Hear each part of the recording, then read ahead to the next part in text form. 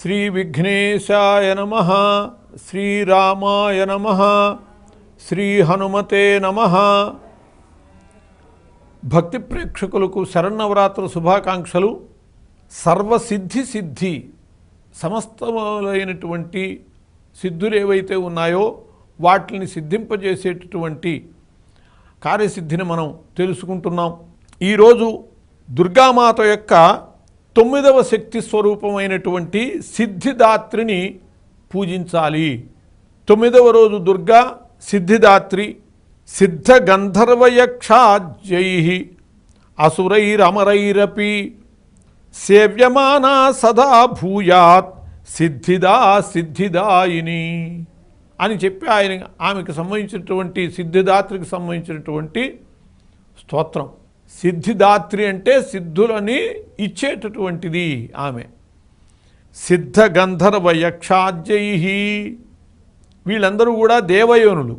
సిద్ధులు, గంధర్వులు, యక్షులు మొదలైనటువంటి వాళ్ళు. అసురై అమరైరపి, రాక్షసులు, దేవతలు, వీళ్ళందరూ కూడా దేవయోనులే.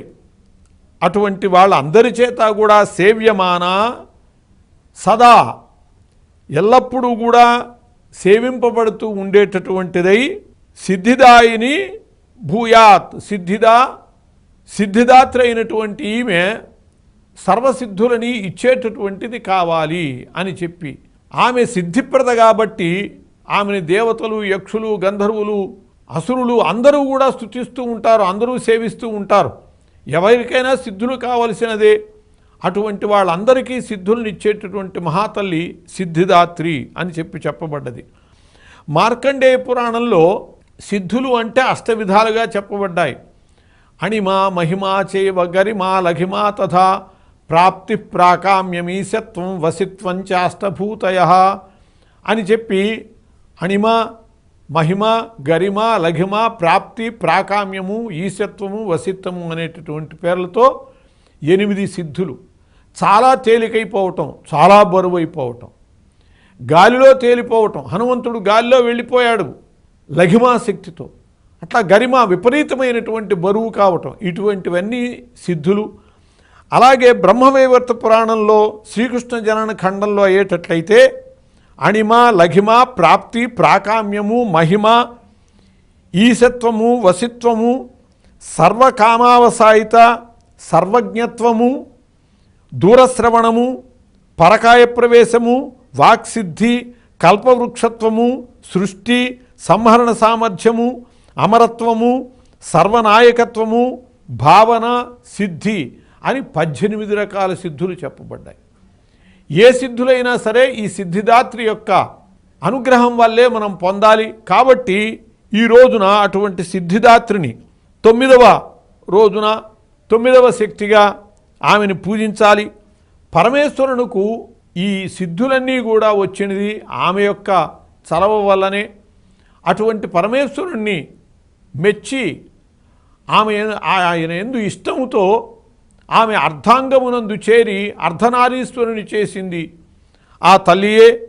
అటువంటి ఆమె కమలాసనగా ఉంటుంది, చతుర్భుజగా ఉంటుంది, కమలమునందు కూర్చుని ఉండేటటువంటి ఆమె.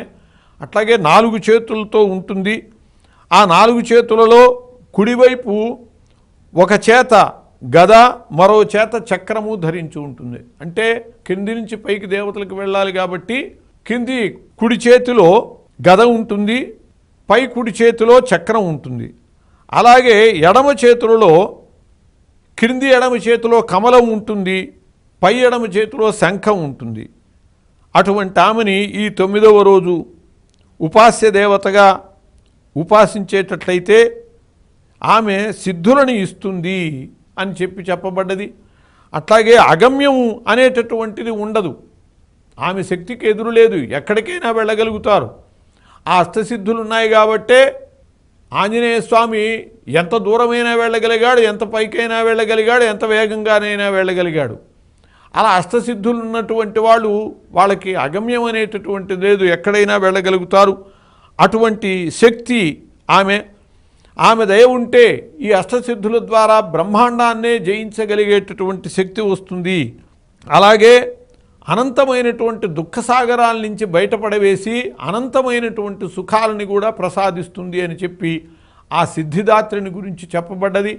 అందువల్ల ఈ రోజున ఆ సిద్ధిదాత్రిని సిద్ధగంధర్వ యక్షాద్యై అనేటటువంటి స్తుతితో స్తోత్రం చేసి ఆమెను షోడశోపచారాలతో పూజించి ఆమెకి కావలసినటువంటి ఇష్టమైనటువంటి ద్రవ్యాలు సమర్పించి నైవేద్యంగా క్షీరాన్నము లేకపోతే పూల హల్వా ఆమెకి ఇష్టమైనటువంటి పదార్థాలు.